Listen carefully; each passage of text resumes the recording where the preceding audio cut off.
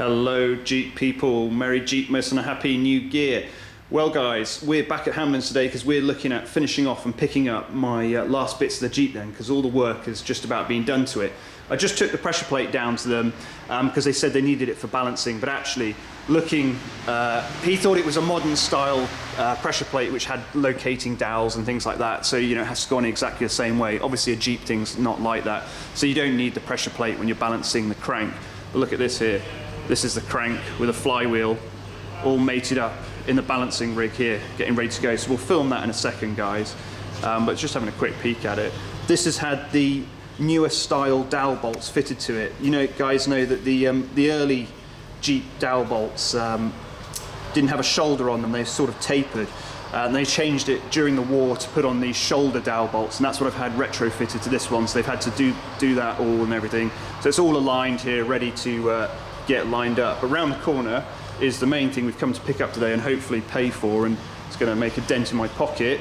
But as one YouTuber described earlier, it's a piece of shit.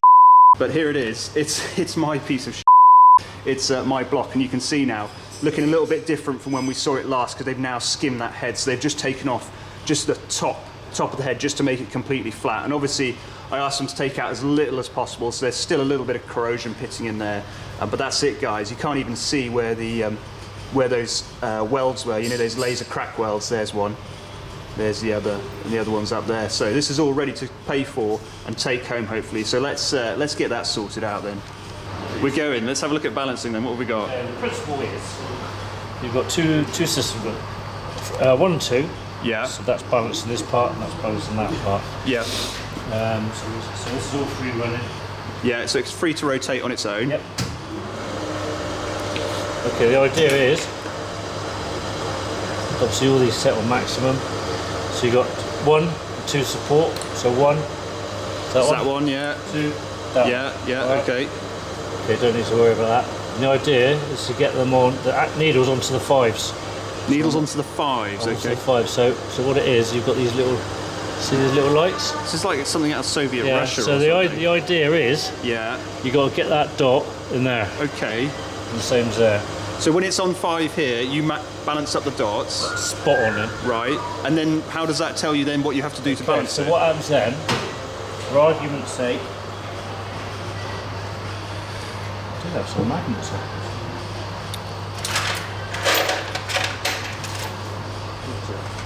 Argument's sake. Yeah.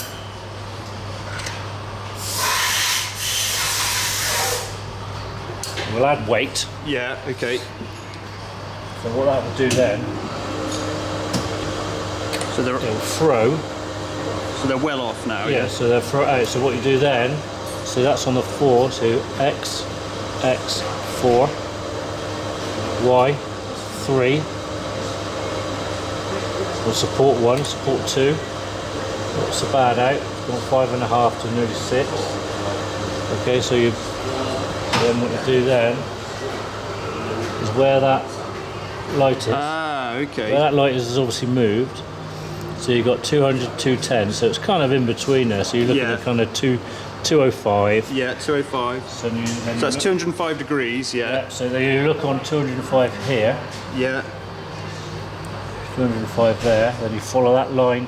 Where's to that line, hold on. And that's where it's heavy. Yeah, there's 205, and you work your way across. You follow the lines to there, and that's obviously where it's heavy. And that's where it is heavy. Yeah. And that's where you. So then, do you mark it up and grind it? Yeah, basically you would mark it with a bit of pen, or if it's flywheel, you probably drill holes. Yeah. But then you grind. Obviously, where I've balanced it, you know, you've ground it here, and you kind of make it as neat as you can, really. How do you know how much to grind off, though? Experience. So it's just that, is it? You're just like, well, that's about that, and that's going to be about that. Okay, cool. You take those weights off. And which bit can't you? So the webbing is the bit that. Is there any bit you can't grind? You know, you just do it on a bit of webbing. You just got to do it. If it's flat, it's difficult. More difficult when it's flat. Obviously, if it's like that. Yeah. You can grind it off there. Okay. That's easy, but obviously if it's like that, it's a bit more difficult, it takes a little bit longer. And why not just then take something off the flywheel instead then? You've got to balance them separately. Oh, okay. Crank first. Yeah. And then you put the flywheel on, then balance that. Oh, okay. Plate, then you balance that. Right? It's a process. If you did it all in one bit, Yeah. and you go to change the pressure plate when you clutch, it will go out of balance. Yes. Because you're balancing as one unit. Wow, okay. Yeah, that makes sense. Very good. Wow, Then awesome. you can obviously spin it up again. So you make sure that it's released. So one, even if you give it a little wiggle, Yeah. you know, it's that accurate on the back as well. See? Wow. So we're looking at 5. So we're within kind of tolerance there. 5 and a bit. Again, 5 and a bit. Something this old. Nice. That's pretty good. Yeah. You can jump it up to speed. Let's have a look. So you're on 5 there. On the 6. Okay, we're on 6 there. And the 4 there. So you're only a division out. Yeah. Okay. And have you got? Right. This is when you're going racing. Okay. You're not racing. You know, it'll spin it up proper quick. Yeah. But you don't need it for So your when, little Jeep. depending on the type of vehicle you're going on, you'll go to different RPMs to Yeah, get. if people want it for Of racing, course, yeah. they want it Perfect. spot on. Yeah. It goes around quite quick. We're bearing in mind that's only. That's not even 2,000 revs. So that's what 2,000 RPM looks like. Oh, that's about 1,800, I would have thought. Gives you an idea, doesn't it? What it's like in the motor. But you can see how, you know, even we're talking about, it's not jumping around or anything like that. So we're only talking about very small. Yeah. But of course, it's very important in an engine, isn't it? For longevity, we're talking about, you know. Yeah, I mean, some of the real old stuff, see, nothing was balanced. It's, Yeah. You know, and everything's doing this side until you kind of put it right. Yeah. And obviously, it makes it run better. It'll last. Yeah. Long. It's not going to hit any bearings out or anything like that. Yeah. That's about it. Awesome. Great. Right, I've got to leave this unfortunately because they haven't worked out how much it all costs yet, so I've got to leave it as collateral. So Yeah. awesome, great. Thanks a lot for that. That's perfect. Cheers. So we made it back home in the vintage Focus, guys, fortunately.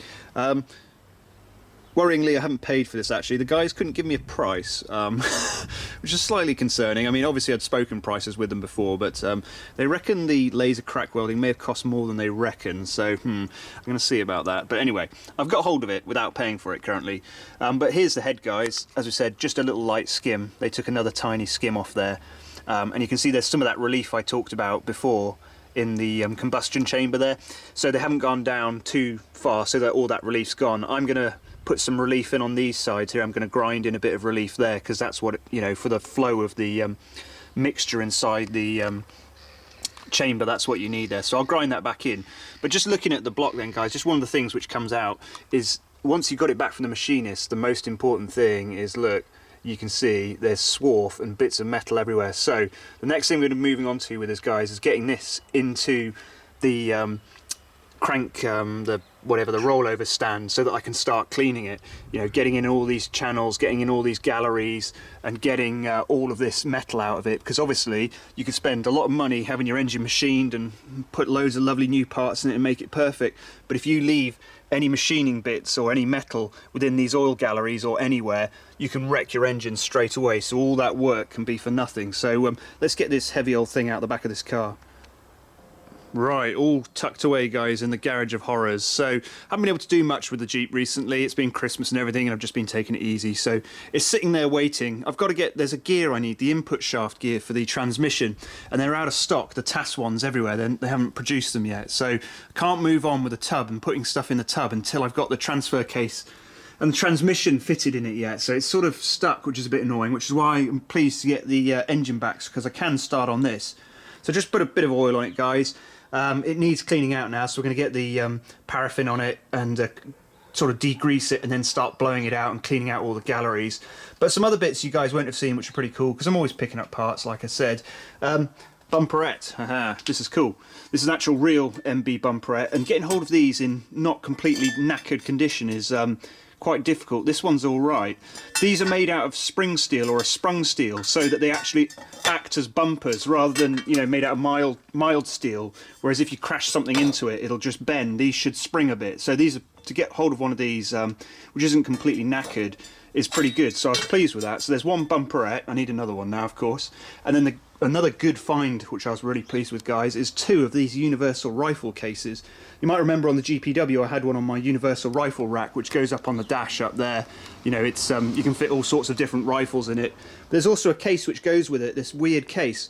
Now the thing about this case is there's no actual way to fit it to the universal rifle rack. You just sort of have to work it out yourself. But it is the correct case for the rifle rack, because these bits of reinforcement all line up with the bits on the rifle rack and everything like that. So it's made for it, and it's called a universal rifle case. So, you know, it's definitely made for that rack.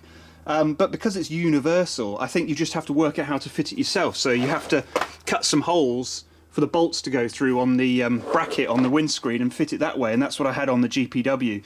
This one, I think it's new old stock, and you can see inside,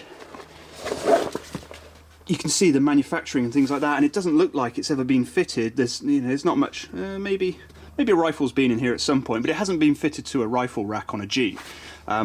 Yeah, look, someone's used it as a case, like a hunting case or something like that. So they've modified it a little bit, I think. So I'm gonna have to demodify it, and then I can fit it on my Jeep. Look, I think they put a handle on it. They've riveted on a handle and put a thing on the end, whatever that is. But I got 2 of them, which is cool. So one I might sell, or one I might keep, because they're not the easiest to get hold of. But really pleased with that, guys. That'll really make the Jeep look smart. But that's it for this week, guys. Just a little bit to keep you going. Hope that's all right, and I'll see you next time. Cheers.